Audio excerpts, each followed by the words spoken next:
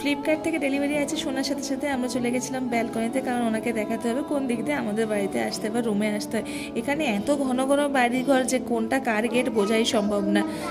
তারপরে হচ্ছে উনি চলে এসছে ওপরে, এটা ছিল ওপেন বক্স ডেলিভারি, তাই জন্য উনি বাড়ি এসে সব কিছু খুলে দেখিয়ে দিয়ে যাচ্ছে সব ঠিকঠাক আছে কিনা, কোনো পার্টস ভাঙা এসেছে কিনা। তারপরে দেখে তো বুঝতেই পারছি এটা হচ্ছে ওয়াটার পিউরিফায়ার। এখানে জল খেতে এত অসুবিধা হচ্ছিলো, আমরা ড্রামের জল কিনে এনেছিলাম তাও নোনতা লাগছিল, জল খেয়ে পোষাচ্ছিল না। তারপরে এটা কিনে নিলাম, আর আমার ছেলেরও পটি হচ্ছিলো প্রচণ্ড এখানে জল খেয়ে, তাই ভাবলাম যে আগে আমাদের এটা লাগানো দরকার। এরপর থেকে যা যা প্রয়োজনীয় টুকটাক জিনিসপত্র আমরা কিনতে থাকবো।